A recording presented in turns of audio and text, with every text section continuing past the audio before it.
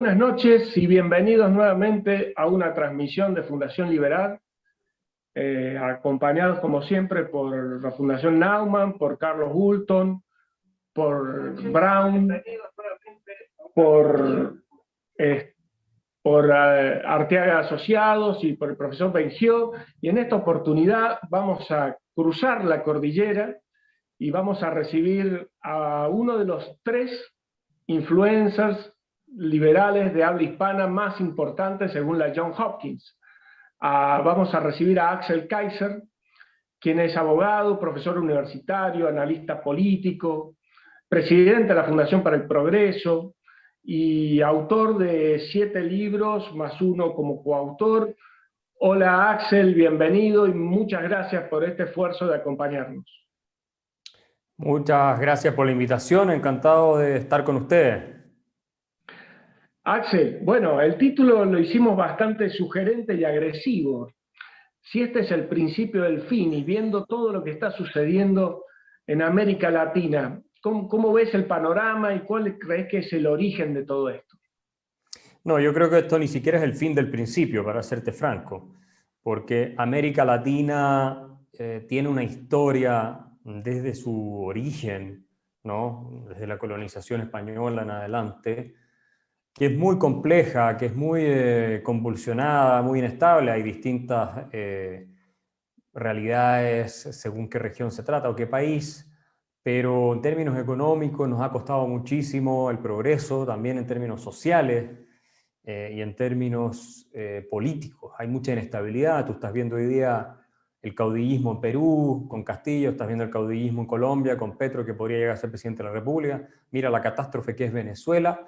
Venezuela, el año 75, era junto con Costa Rica el país con más libertad económica de América Latina, según el ranking de Fraser.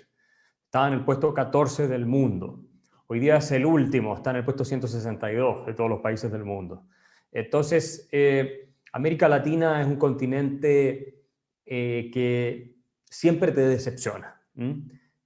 No parece ser capaz de salir de manera definitiva del pantano tercermundista del cual surgió. Argentina, bueno, ustedes ni hablar, eran un país prácticamente desarrollado a principios del siglo XX, compitiendo con las naciones más poderosas del mundo. Y mira el desastre que es, un siglo de declive, por lo menos en Argentina, teniendo todo para ser un país desarrollado, probablemente la gente más calificada, el mejor capital humano, ni hablar recursos naturales, etc. Entonces los latinoamericanos tenemos un problema que no es, insisto yo, ni las materias primas, ni tampoco que nos falte gente buena, tenemos, cada vez menos porque se van, ¿no es cierto? Se van a otros países. No, el problema nuestro es de mentalidad. Ese es el problema de fondo. Y de hábitos, y de valores, y de tradiciones. Hay países que eran muy atrasados, como Irlanda, 40, 50 años atrás, que hoy día son ricos. Irlanda tiene un ingreso per cápita más alto que Alemania. Nueva Zelanda, otro ejemplo, países que han avanzado muchísimo. Pero nosotros no podemos.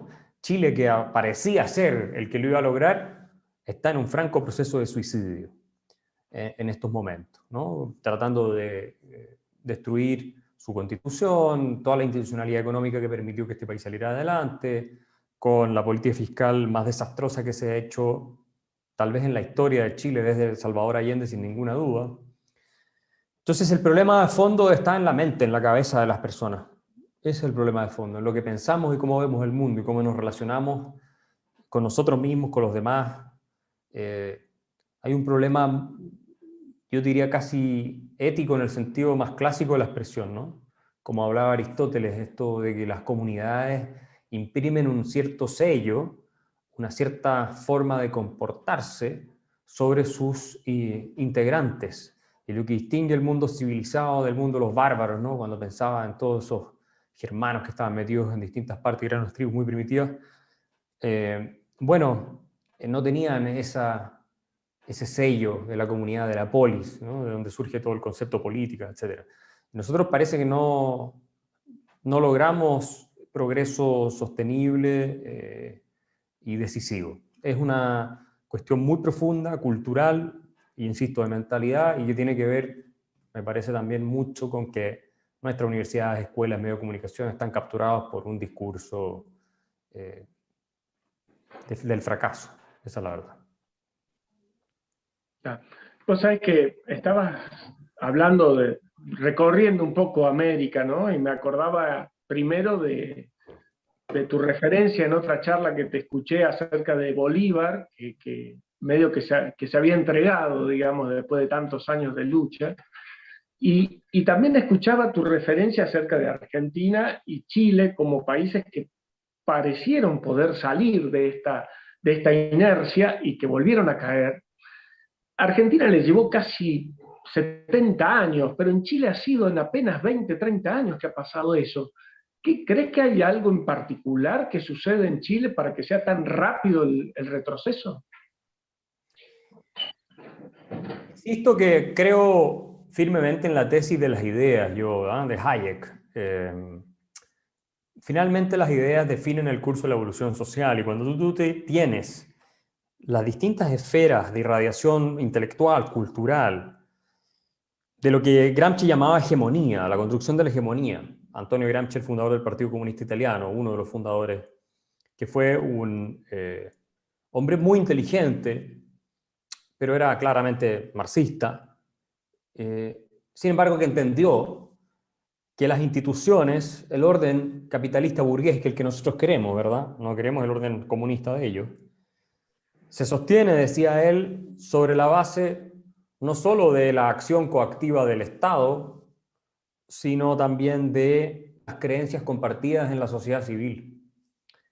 Y esas creencias las van en buena medida difundiendo los intelectuales y los intelectuales orgánicos. Y lamentablemente la hegemonía que emerge de ese conjunto de creencias que predominan y configuran un sentido común en que todo el mundo cree que una cosa es aceptable y otra no. Por decir una cosa, nadie va hoy día a defender la esclavitud, ¿verdad? Porque hoy día no es sentido común. Hace 150 años sí era sentido común en muchas partes. Bueno, ese tipo de cuestiones nosotros las hemos abandonado a fuerzas que son contrarias al desarrollo, a la libertad individual y al progreso, y que están en nuestra matriz cultural desde los orígenes de los tiempos, ¿no? Alberti se quejaba mucho de esta idolatría del Estado que teníamos los latinoamericanos. Y eso también tiene que ver con que no nos gusta esforzarnos demasiado, yo creo. Ahí hay un tema de hábitos de trabajo, de esfuerzo y otras cosas que no están tan arraigadas en nuestra matriz cultural, y esto lo ves tú hasta en el sur de Europa. Cuando tú comparas el sur de Europa con el norte de Europa, hay una gran diferencia entre Grecia, España, Portugal, el sur de Italia, y lo que viene siendo Alemania, Suecia, Austria, Holanda, Dinamarca, ¿no?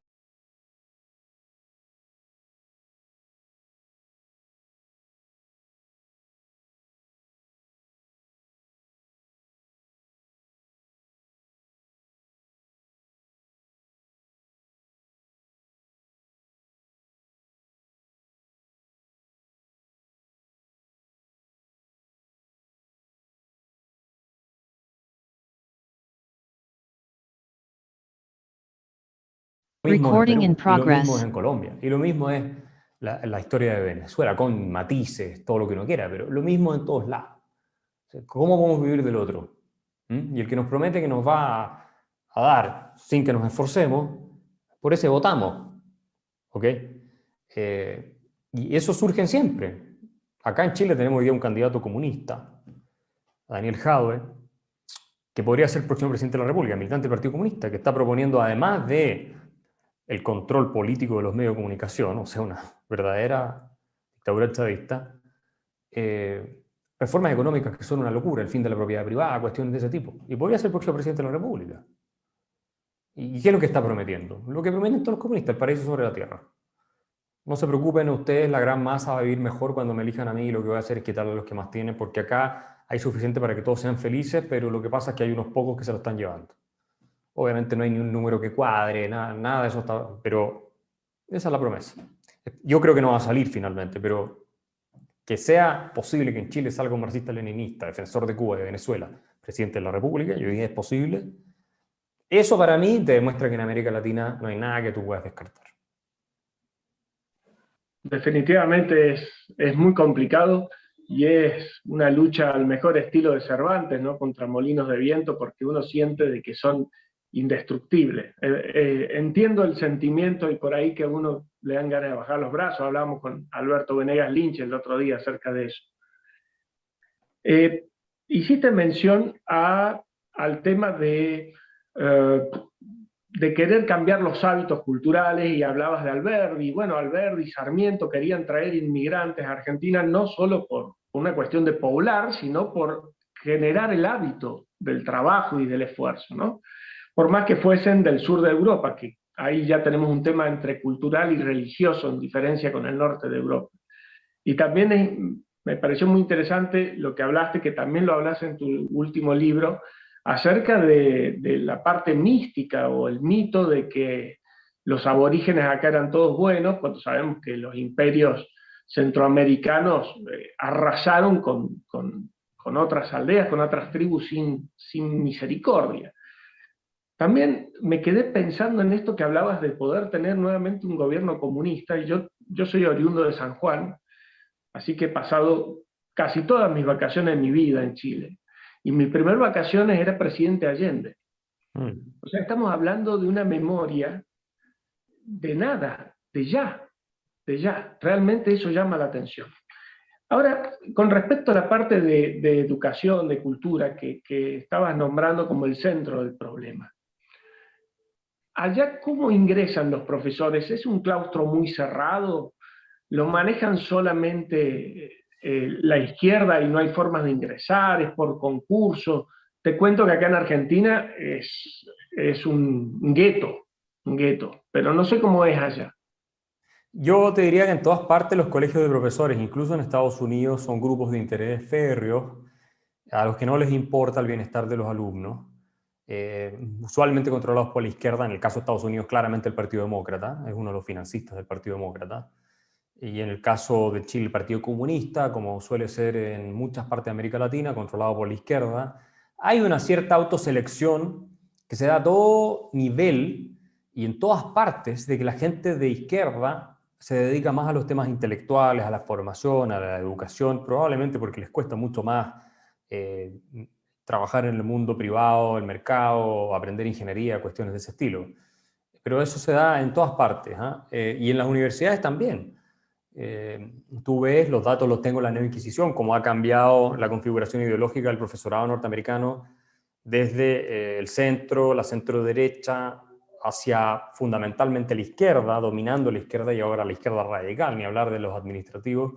Y te das cuenta que este es un fenómeno que, si bien en América Latina es histórico, está afectando también países desarrollados como Estados Unidos. Y gran parte de la crisis que tiene Estados Unidos hoy, que a mi juicio puede conducirlos en el peor de los escenarios a una guerra civil, tiene que ver con que han perdido sus universidades y sus instituciones de mayor prestigio. O sea, hoy día estudiar en Princeton, Columbia, Harvard, yo no se lo recomendaría a nadie.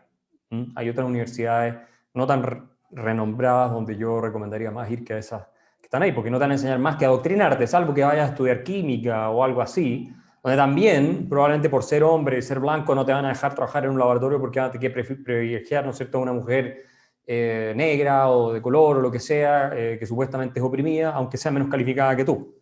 Entonces, por algo hay tantas demandas hoy día en Estados Unidos contra este tipo de instituciones. Esa es la política identitaria tribal propia de las izquierdas, que es una nueva forma de nazismo, yo te diría incluso, porque es un socialismo que busca destruir, ¿cierto?, la libertad económica por un lado, porque no creen en eso tampoco, ¿no es cierto?, Alexandria Ocasio-Cortez, toda esta gente, pero además tiene un componente central que es la raza, donde se sostiene que hay razas que son malignas por su constitución genética, razas que son buenas y víctimas por su constitución genética. El mismo discurso de los nazis respecto a los judíos, por lo demás. O sea, exactamente la misma cuestión. Y hoy día se está haciendo contra los blancos. En Estados Unidos, impulsado por muchos blancos de izquierda que están en posiciones de élite y que al abrazar estas ideas intentan galvanizar grupos de distintas tribus para que voten por ellos, les den el poder y en teoría los estén salvando de estas opresiones y todas estas cuestiones, que es completamente absurdo y ridículo sostener, pero es así. Entonces la descomposición en Estados Unidos es muy grande. Ahora hay una fuerza de reacción muy importante también, Y por eso te digo que en el peor de los escenarios, este tema podría terminar en guerra civil. Porque cuando tú cuestionas el alma de un país, es cuando se te genera la fractura y se hace imposible la convivencia. Cuando no tienen los mínimos comunes básicos para convivir los que piensan distinto porque no están de acuerdo en nada, en absolutamente nada, se acaba ese país. Entonces puedes terminar con la guerra civil o la separación de un Estado por otro lado, en fin, y eso nos puede ocurrir también a los ciudadanos de América Latina, aunque nosotros estamos acostumbrados a que lo que pasa es que llega un dictador y pone orden, o hay una revolución izquierdista, o lo que sea, ¿ok? Pero es una situación muy compleja y no solamente está afectando a América Latina, que nunca ha estado muy bien, sino que ahora es peor incluso porque Occidente, Estados Unidos, está entrando en una fase de decadencia muy pronunciada. ¿Crees que las redes, como puede ser esta conferencia, esta charla, posibles homeschooling o educación en línea o demás, sea la puerta de entrada para combatir a este grupo? Yo creo que ayuda muchísimo tener redes, YouTube, porque al final son medios de comunicación alternativos, son plataformas de formación. Nosotros en la Fundación para el Progreso en Chile tenemos decenas de miles, cientos de miles de gente que toma nuestros cursos, que los subimos a YouTube. Y entonces estamos contrapesando hasta cierto punto la hegemonía que tienen los medios de comunicación en las universidades y los colegios. Por supuesto, la escala del proyecto y el esfuerzo que hacen estos otros grupos es muy grande. O sea, es difícil competir con decenas de canales de televisión, estaciones de radio, todos los profesores que hay en los colegios y que son de izquierda, no son todos, pero muchos. Muy difícil. Pero algo ayuda y abre las puertas para una nueva manera de pensar las cosas. También figuras. Yo veo, en mi caso personal, el impacto, la gente joven que cambia de opinión después de ver mis videos, de leer mis libros, es muchísima, son cientos de miles, al menos los que yo tengo seguidores en redes sociales, y son miles los que me escriben. En el caso de Argentina está Javier Milei. Pero claro, el punto es donde tú haces ese quiebre en que también te conviene creer otra cosa, porque si tú estás viviendo asistencia estatal, por mucho que te convenza el discurso mío, o el de Javier, o el de cualquiera de los liberales de América Latina, bueno, va a ser difícil decir, oye, córtenme el subsidio. Entonces, no es tan fácil lograr el cambio. Cuando ya viene una crisis terminal, y Argentina, la verdad es que no está tan lejos, puedes hacerlo, porque no te queda otra alternativa que ajustar, que reducir, y plantear otro diagnóstico. Por eso es tan importante el trabajo que hacen allá las fundaciones libertarias, que hace Agustín Echavarne, que hace Javier Milei, que hace Alejandro Giovanni, que hacen todos ellos, porque en algún minuto, yo supongo, Argentina va a tener que mirar hacia otro paradigma para salir de donde está. Y tiene que haber disponible para la opinión pública ese paradigma alternativo. Y si no está, estás desorientado. No sabes para dónde, terminas como Venezuela o cualquier cosa. Entonces, eso tenemos que hacerlo en todos nuestros países, lo más que podamos, y las redes sociales ayudan mucho también a amplificar el mensaje de los medios de prensa. Sí, me parece que lo que decís es central y la formación de figuras que sean referentes también marca pauta. Ahora, ¿será que hoy la hegemonía o digamos el común denominador sea la izquierda y en parte eso nos ayuda a que el liberalismo sea lo revolucionario? O sea, hoy ser joven revolucionario es ser liberal. En parte eso está surgiendo. La alternativa liberal hoy es mucho más sexy que antes, es más entretenida, somos menos de salón que lo que solían ser los liberales, más de viejo cuño, un poco más irreverentes, y por lo tanto eso atrae a mucha juventud, porque tú no puedes tener, ¿cierto?, una propuesta alternativa que sea aburrida, que no tenga estética, que no tenga gracia, que sea seria, parca, y por eso yo rescato tanto las figuras de Javier Milei, porque él le da una estética rebelde al discurso liberal, que es básicamente muy afín al espíritu del liberalismo, porque nosotros somos los verdaderos revolucionarios, nosotros, los liberales, nosotros somos los que luchamos contra el Estado absoluto, para limitar el poder del rey y que se resguardaran las libertades y la propiedad de los ciudadanos. Somos nosotros los que defendimos a los pobres de las leyes que los mantenían en la miseria, ¿ah? Partiendo por Adam Smith y mucha otra gente, los liberales manchesterianos, como se les llega a llamar a otros. Fuimos nosotros los que nos opusimos a la esclavitud, los liberales. La guerra civil la peleó el Partido Republicano contra los demócratas en Estados Unidos para liberar a los esclavos. Los demócratas querían tener a los afroamericanos esclavizados. Y después pasaron las leyes de segregación racial, los demócratas. Fue la izquierda la que pasó la ley de segregación racial. Y todos los black coats fueron los demócratas en el sur. Ellos siempre han sido los racistas. Nosotros fuimos los que pensamos en términos de derechos naturales en la tradición de John Locke, en la tradición de personas como Thomas Jefferson y otros que redactaron la Declaración de Independencia, James Madison, en fin, la Constitución de Estados Unidos. Somos nosotros los que creemos eso. No la izquierda, nunca ha creído en eso.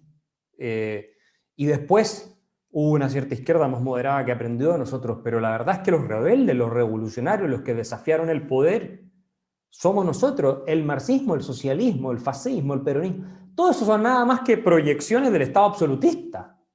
Eso es lo que son. Son reaccionarios. Nosotros somos los progresistas de verdad, los que queremos abrir nuevos espacios para que florezca las potencialidades del espíritu humano. Somos nosotros. Adam Smith fue el primero, insisto, en reivindicar a los pobres como personas completamente capaces y dignas para salir adelante sin necesariamente que se los tratara como incompetentes, a los que había que darles todo. Ese fue Adam Smith. Los pone al mismo nivel que la gente que no es pobre, que la gente que es aristócrata incluso, ¿ya? Y postula un Estado limitado como instituciones de libre mercado para que se pueda generar la situación de progreso y obviamente también asistencia filantrópica y algunas intervenciones muy, muy limitadas del Estado. Pero el caso es que la revolución real es la que crea la libertad de nosotros los individuos, porque es solamente en esas circunstancias en las cuales nuestro espíritu puede desplegarse. Cuando no tienes la bota del leviatán, del gobernante encima tuyo diciéndote lo que tienes que hacer, cómo tienes que comportarte, cuánta propiedad puedes mantener, en el fondo siendo un siervo del aparato estatal. Eso somos nosotros. ¿Y qué puede haber más revolucionario que la libertad? Estos revolucionarios de hoy día que andan con camiseta del Che Guevara lo que quieren es convertir en esclavos a todo el mundo. ¿Cómo hacer eso algo progresista realmente o algo revolucionario? O sea, eso es volver a lo que ha sido la historia de la humanidad durante la mayor parte de su trayectoria, que ha sido la esclavitud, la servidumbre, la opresión. Eso ha sido la historia de la humanidad en general. Y ellos quieren volver a eso. Yo no puedo entender que haya gente joven que abrace el socialismo. O sea, si es que entendieran realmente lo que están proponiendo. Porque claramente no lo entienden, por eso lo abrazan. Si supieran que lo que están planteando es volver al Estado absoluto, porque si hay alguna cuestión que se parece, insisto, es eso, el régimen de los nazis, el régimen de los comunistas, de los fascistas, eso es lo que se parece al Estado absoluto, ¿cierto? Y es peor incluso, ¿no? Porque el absolutismo no llegó a esos niveles de destrucción de la libertad individual como llegaron los regímenes totalitarios posteriores. Entonces, no, los rebeldes efectivamente somos nosotros. Y los que desafiamos el poder y además proponemos alternativas muy concretas y creemos, ¿cierto?, en el ser humano. Eso somos nosotros.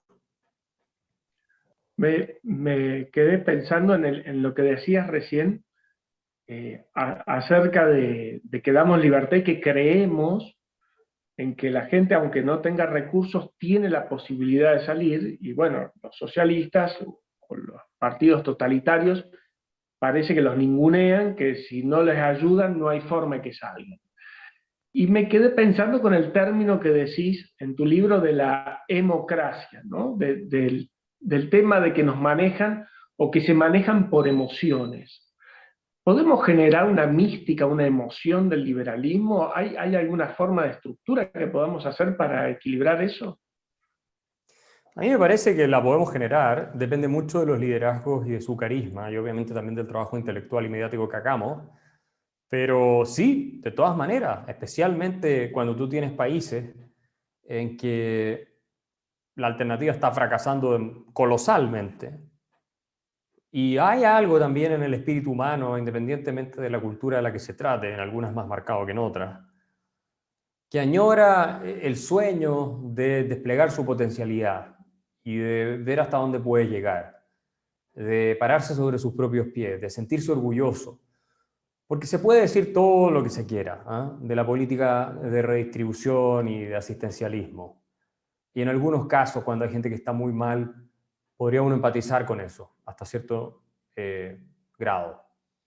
Pero la verdad es que en términos mayoritarios, esta política lo que hace es destruir la dignidad del individuo. La destruye su dignidad. Porque no hay nada más gratificante para la autoestima de un ser humano que ser responsable y que le haga mejor a su constitución psíquica. Y de hecho hay muchos estudios que muestran cómo las personas que entran en esta espiral de dependencia del gobierno son 2, 3 generaciones, no sé, gente que termina no siendo buena para nada, ¿no? Incapaz de trabajar en nada, es completamente destruida. ¿Mm? Son 2, 3 generaciones o más que una generación tras otra viviendo del Estado. Y no son competentes para absolutamente nada, porque los convierten en dependientes. Esto es como tener un león encerrado desde que es una cría y tenerlo ahí, darle la carne, después tirarlo a la sabana africana, probablemente va a tener muchos problemas en conseguir algo, no va a saber cómo cazar, no va a tener idea. Eso se lo enseñan además sus padres. El león aprende mirando. ¿Ah? Y en los seres humanos es parecido. Los hábitos que tu familia te inculca. Entonces, me parece a mí que hay una negación de la dignidad individual, y la dignidad solo puede ser individual, que es espantosa, que viene del proyecto de izquierda e incluso hasta cierto punto del de la socialdemocracia. Porque cuando a ti te miran como un número, en una estadística agregada de unidades a las cuales hay que satisfacerle ciertas preferencias, ciertos deseos, ese es el camino hacia la Matrix, ¿no? O sea, pensemos un poco en esa película, que me parece interesante en este contexto. Cuando a Neo le dicen, bueno, la pastilla azul o la roja, y en la pastilla azul te quedas en tu mundo, digamos, y no puedes ver la verdad, ¿cierto? Y ese mundo era creado por la Matrix. La Matrix le tenía creado un mundo artificial donde le pasaba todo, su vida, su comida y todo lo demás. Pero él, sin embargo, escoge el camino más difícil. Y yo pregunto a todos los que han visto esa película, ¿quiénes, sabiendo lo que tocó, después habrían elegido la pastilla azul? Claro, Neo termina siendo el héroe y todo lo que uno quiera, pero yo prefiero tomar la roja, y esa es la verdadera revolución, esa es la verdadera rebeldía. Nosotros estamos luchando contra la Matrix, y es una que es tanto intelectual como institucional, con todo este aparato gigantesco del Estado que nos está condenando a lo que Tocqueville llamaba el despotismo suave, donde adormece, anestesia y aniquila de manera muy gradual, ¿cierto?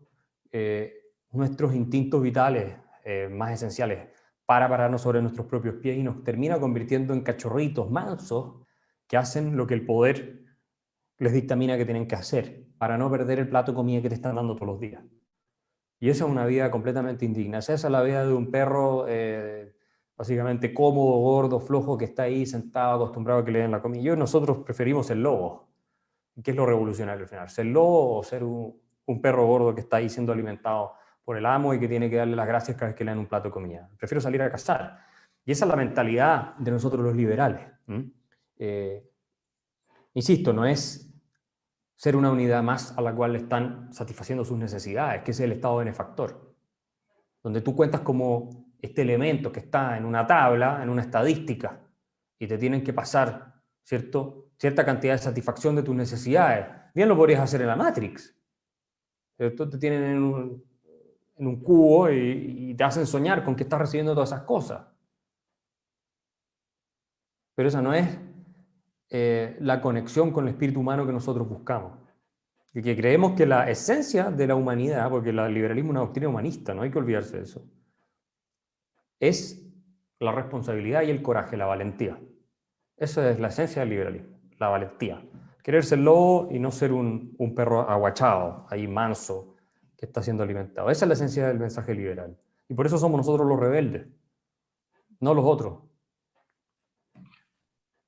Realmente es por ahí desesperante ver cuando hay resignación y la gente no opone resistencia, ¿no? Así es. Como en algún lado dice Hamlet. La herramienta principal para esto que estás nombrando, ¿podrá ser que utilizan el discurso para convertir a las necesidades en derechos humanos? Entonces de esa forma es como que te dicen, ok, es tu derecho y no es una necesidad simple. Por supuesto, tenemos una tendencia los seres humanos, sin ninguna duda, a buscar esa seguridad, ¿verdad? A querer entrar en la Matrix. Y de hecho, hoy voy a seguir con la película, porque me parece que se puede aprender mucho a utilizar de ejemplo. Y se ha analizado también en cursos de filosofía y otros, pero tú ves que el camino liberal, el de luchar contra el instrumento de opresión, es uno muy duro y difícil, ¿verdad? Que requiere mucha valentía y mucho coraje. Y hay gente que se cansa y prefiere pactar con la Matrix y quedarse en el sistema y vivir ahí como hay uno de los que traiciona, ¿cierto?, en la nave y termina entrando, bueno, al final lo matan, creo, pero quieres vivir, ¿no es cierto?, sin enterarse de absolutamente nada. Y los seres humanos tenemos ese instinto, buscar el camino más fácil de todo, que es que nos mantengan. Aliviar la angustia existencial que implica tener que luchar por nuestra subsistencia. Y básicamente ese es el mensaje de Marx. Lo que lo escandalizaba a él era la miseria, la pobreza. A nosotros los liberales también, por supuesto. Pero Marx pensaba que no había libertad sin riqueza. Los liberales siempre hemos pensado que la riqueza es una cosa y la libertad es otra, y que la libertad genera la riqueza, ¿verdad? Marx pensaba que la riqueza generaba la opresión, la esclavitud.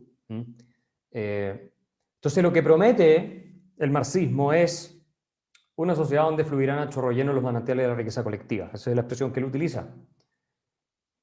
Y, por lo tanto,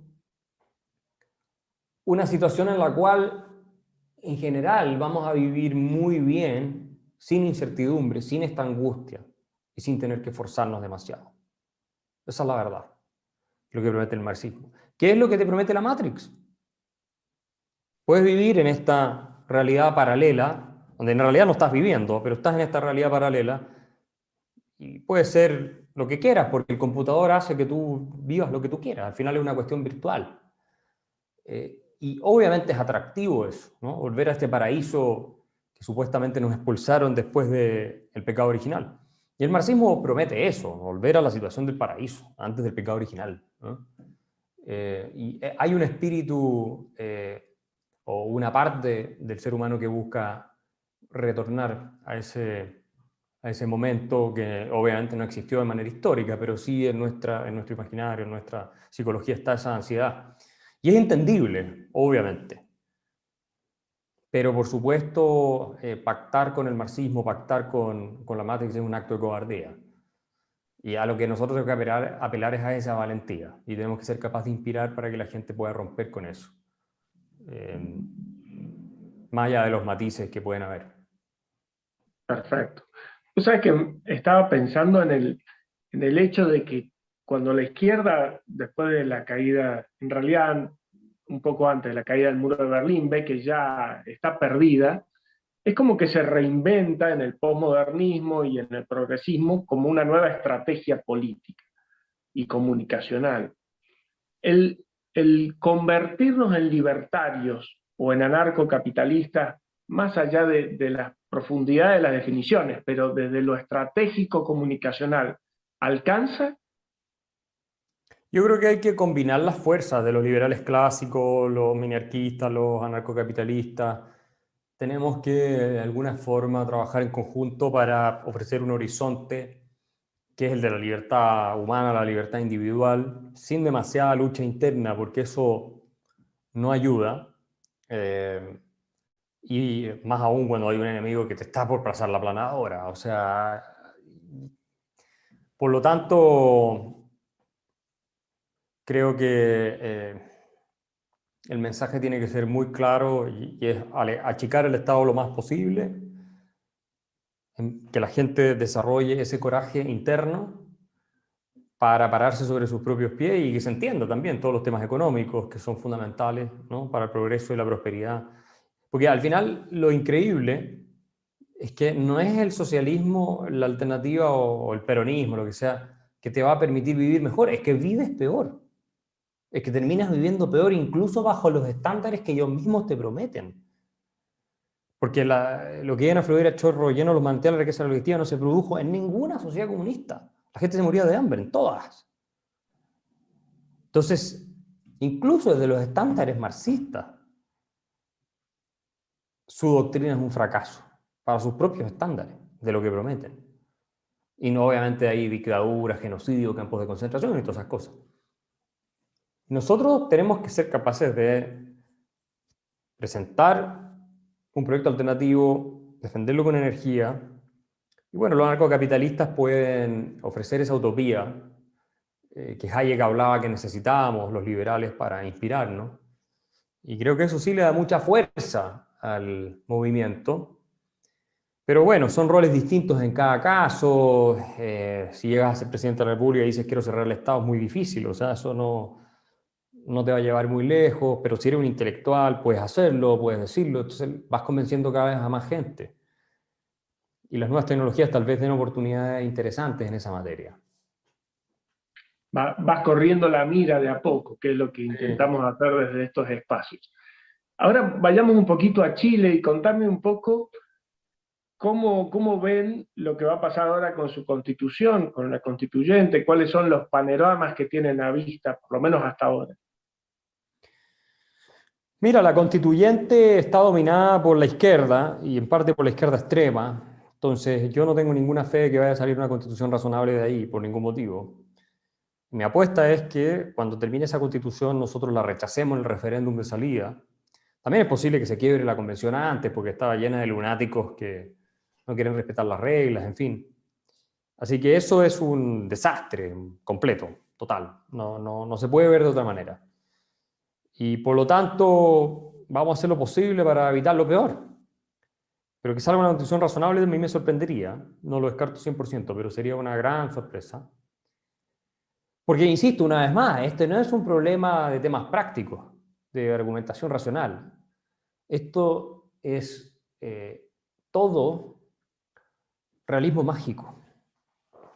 De partida, pensar que cambiar la Constitución te va a incrementar la cantidad de recursos disponibles para que la gente viva mejor, que es la gran promesa que está haciendo la izquierda con la nueva Constitución y la viene haciendo hace tiempo. Es una estupidez, pero hay mucha gente que cree eso. Y eso no va a pasar. Son narrativas, ¿no? Los seres humanos somos una especie fundamentalmente de historias. Eso es lo que nos distingue de todos los otros animales. La Biblia es una historia, no es otra cosa. El liberalismo es otra narrativa, anclada en ciertas verdades de la naturaleza humana, pero es una otra narrativa que por muchos siglos no existió, por muchos milenios. Y entonces tenemos que ser capaces de contarlas de manera atractiva. Pero en Chile estamos, yo diría, entrando en una fase muy, muy, muy complicada, muy difícil. En el peor de los escenarios, bueno, terminamos como Argentina, un default, hiperinflación, destrucción del aparato productivo. No creo que como Venezuela, no creo que nuestras Fuerzas Armadas se presten para eso, pero sí como Argentina. Y para nosotros sería horrible, espantoso. Y en el mejor de los casos seguimos un camino un poco de una decadencia moderada que podemos intentar arreglar más adelante. pero es en el mejor de los casos, quien creo que va a ser un intermedio entre esos dos. Así que se viene muy complicado.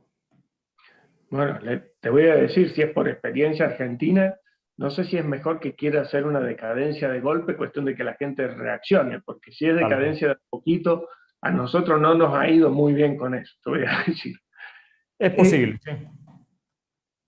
este tema de que hablabas acerca de la redistribución, de que la Constitución promete en la redistribución, tendrá que ver en relación con este tema de que como han visto que la pobreza en el mundo liberal va cayendo, se han refugiado en relacionar la pobreza con la desigualdad para poder decir, ok, usted es pobre porque el otro es rico, volviendo a ese viejo discurso. Totalmente, no. Sí. Acá lo que destruyó Chile fue el discurso igualitario. El problema del discurso igualitario es que pone el acento en los que tienen más, estimula la envidia. Entonces, el problema es que ser exitoso se convierte en un pecado social. Y cuando tú conviertes en un pecado social el ser exitoso, porque el problema es la desigualdad, ¿cierto? Y no el hecho de que haya personas que tienen menos, sino que hay unas que tienen más que otras. Bueno, cuando tú conviertes, insisto, el éxito en un pecado social, tú terminas extirpando el éxito de tu sociedad. Porque inmediatamente vas a transitar por un camino que lo castiga. Y en el caso del discurso igualitario es la redistribución, que castiga al exitoso y premia o beneficia en primera instancia, porque después los perjudica también a los que son menos exitosos. ¿Ya? Entonces, eso fue lo que arruinó Chile, sin ninguna duda. Y este discurso lo dio la Iglesia Católica, lo dieron los intelectuales de derecha también, de centro derecha, los liberales, los empresarios, todos se sumaron a este coro, muy propio, yo diría, de nuestra tradición cristiana pervertida de América Latina, muy representada en el Papa Francisco, que es la peor expresión, me parece a mí, del populismo latinoamericano dentro de la iglesia. Y bueno, así estamos. Entonces, mientras tú no logras, y ahí viene de nuevo el tema que comenzamos hablando, los valores, la filosofía. En Estados Unidos ser exitoso en Suiza es una cosa bien vista, celebrada. Siempre hay fuerzas que tratan de atacarlo, pero en general hay un grupo importante de personas que cree eso y que están en la población a todo nivel de ingresos, no solamente la gente con más dinero, que en general en Estados Unidos hoy en día tienden a ser más de izquierda la mayoría, sobre todo en el mundo financiero y en el mundo de las tecnológicas, donde ganan plata demasiado fácil, sin tener que esforzarse demasiado. Pero bueno, es así.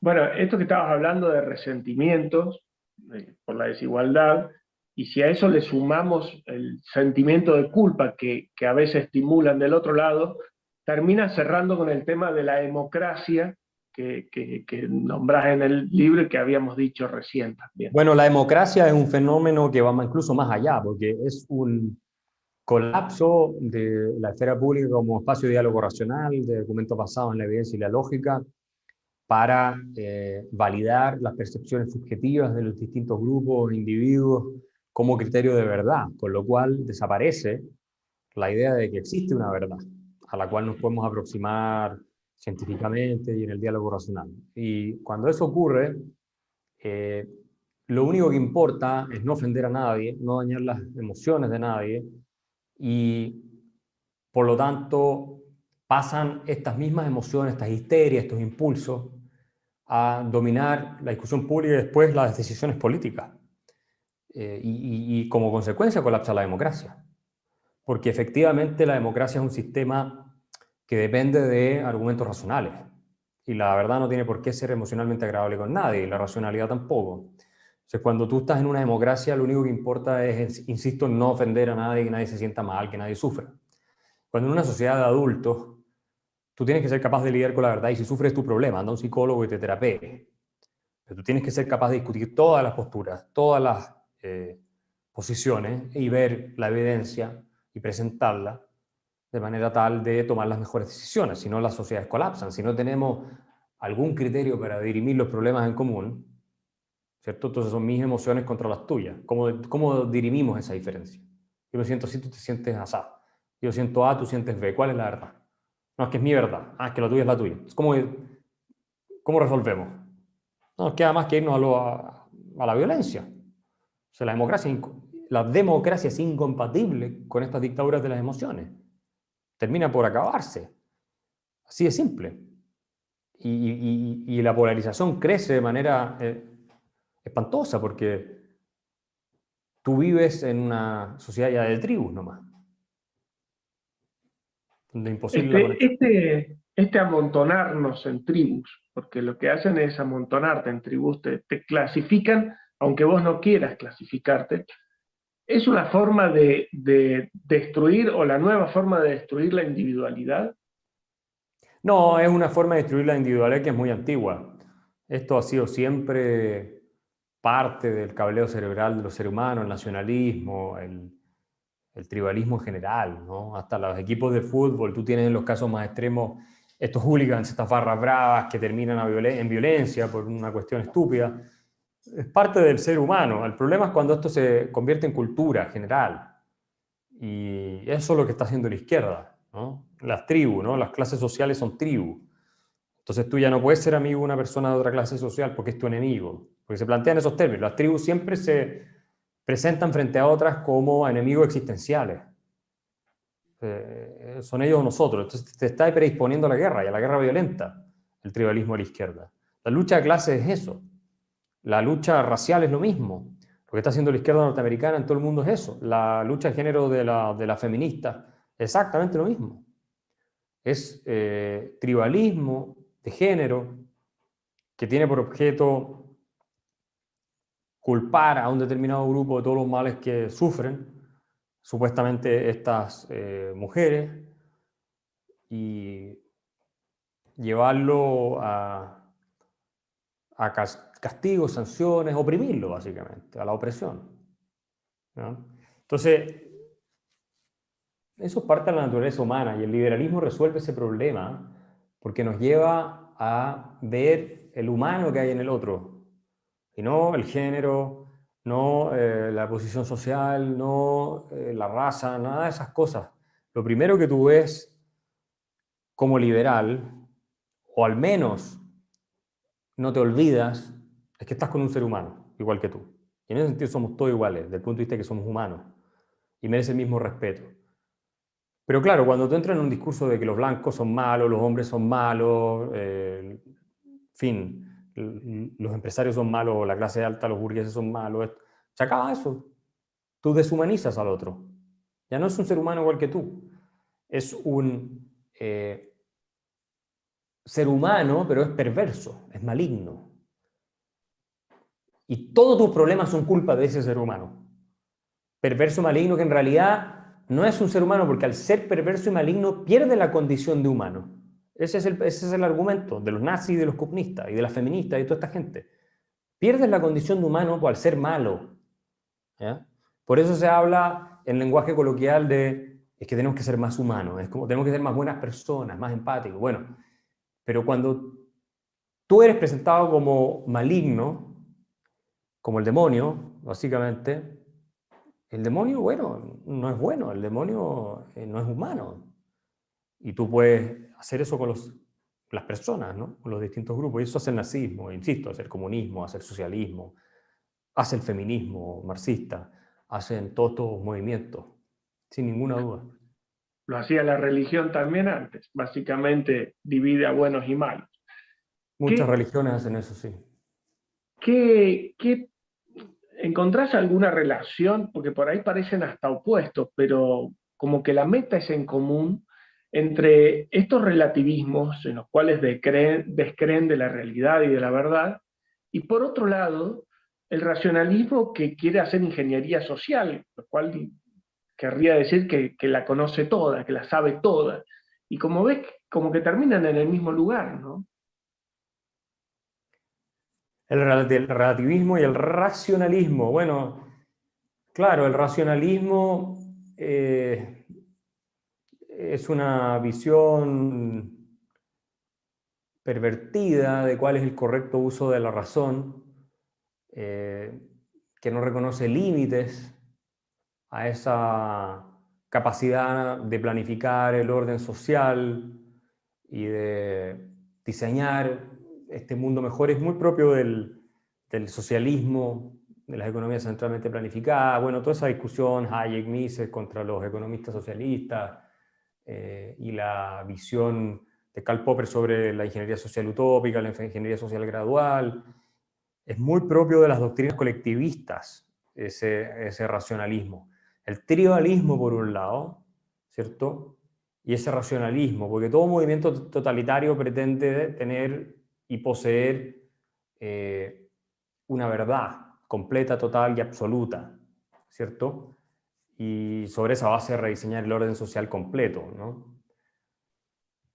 Rechazando los métodos de conocimiento de la verdad que existen, digamos, anteriores a la emergencia de estos movimientos y que puede ser la ciencia burguesa, que es descartada por el marxismo, o la ciencia semita, descartada por el nazismo, donde se eliminan todos los aportes científicos o culturales, artísticos de personas consideradas de razas inferiores o lo que sea.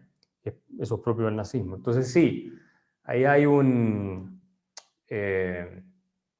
argumento que es racionalista, que pretende acceder a una verdad, pero es una verdad obviamente creada y diseñada de acuerdo a las preferencias del movimiento totalitario en específico.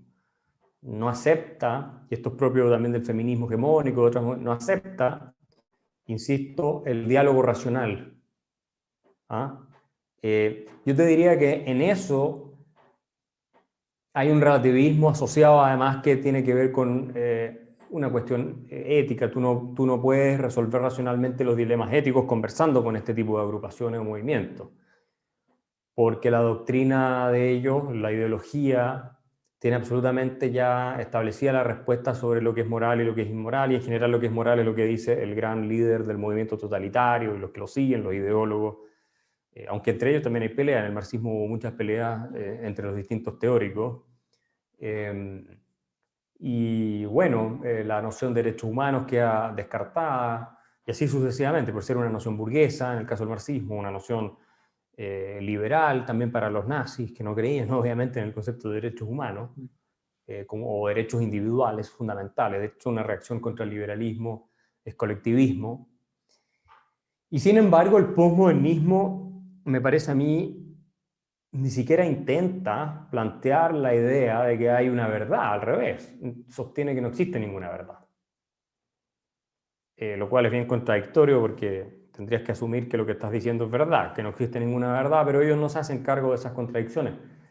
Entonces es un nihilismo absoluto, es una desintegración de todo. De hecho, incluso el marxismo es una de las metanarrativas contra las que reacciona el posmodernismo, a pesar de que es un heredero mismo del marxismo, ¿cierto? Y claro, se confunden entre medio porque el mismo Foucault terminó por justificar ajusticiamientos populares y cuestiones así que se daban en países con movimientos marxistas, en fin. Todo sea por destruir el orden burgués y el orden occidental supuestamente opresivo. Así que sí, da para mucho la discusión, pero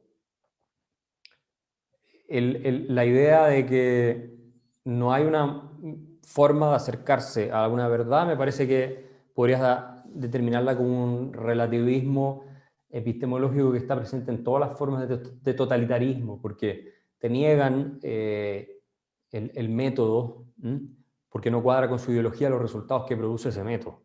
Está la verdad marxista, y listo, está la verdad nazi. Entonces ese es el relativismo, yo diría, que plantean estas corrientes. ¿Cómo es en Chile el valor republicano en cuanto a la independencia del Poder Judicial? Acá cada vez por ahí uno le tiene cada vez menos esperanza a que reaccionen contra el avasallamiento del Poder Ejecutivo. ¿Cómo es en Chile? Mira, los tribunales de justicia son de las instituciones peor evaluadas por la ciudadanía en Chile. Se aprecia la independencia del Poder Judicial, obviamente es algún valor que yo creo que es bastante compartido, pero no hay mucha fe porque tenemos el problema de que los delincuentes salen muchas veces libres. En fin, o sea, el Poder Judicial tiene un prestigio muy deteriorado, como casi todas las instituciones en el país. Y eso claramente es un problema grave, claramente. Pero bueno, es parte de lo que estamos experimentando, le pasa a todas las instituciones. Estamos viendo en otros países de Latinoamérica, por ejemplo Nicaragua, con el tema de los opositores encarcelados y demás, una discusión que es acerca de la soberanía nacional o de la autodeterminación de los pueblos. Y hay una pregunta que hace mucho tiempo me había hecho y no tenía respuesta y sigo sin tenerla. Quizás me podrías dar vos una idea. ¿Qué es más importante o qué debemos primar, la soberanía nacional o la soberanía individual? Siempre la soberanía individual es lo más importante, pero depende cuál sea la discusión concreta y a qué uno se refiere por soberanía nacional. Hay distintas lecturas de esto, o sea, los estados existen, son una realidad, las comunidades políticas son otra realidad, tienen sus conjuntos de normas, valores, creencias, son distintas unas de otras. No es lo mismo ser japonés que ser sueco o ser sudafricano, son cosas distintas. Entonces esas diferencias existen. Habría que analizarlo en cada caso específico. Axel, sabemos que has tenido un día muy intenso y que todavía te queda por delante, no queremos abusar de tu generosidad. Quiero agradecer antes de olvidarme, como suelo olvidarme, a Diego y a la gente que hace la técnica para presentarnos en forma tan extremadamente buena. Recomiendo tu último libro, La Nueva Inquisición, no tiene desperdicio, si no lo han leído, léanlo porque vale la pena. Y te dejo el cierre para que despidas y digas lo que quieras. No, gracias por la invitación. Sigan adelante con el buen trabajo y bueno, hay que luchar todavía por la libertad que nunca se determina por conseguir de manera definitiva. Así que este es un trabajo de toda la vida. Bien.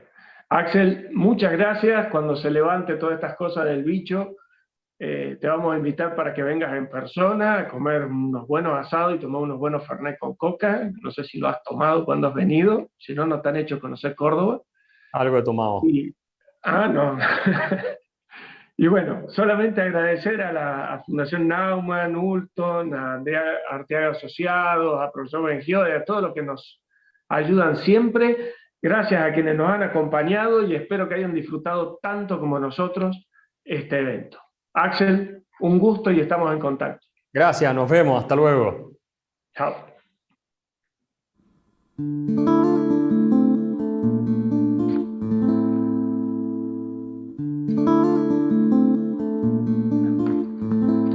¿Se fue ya?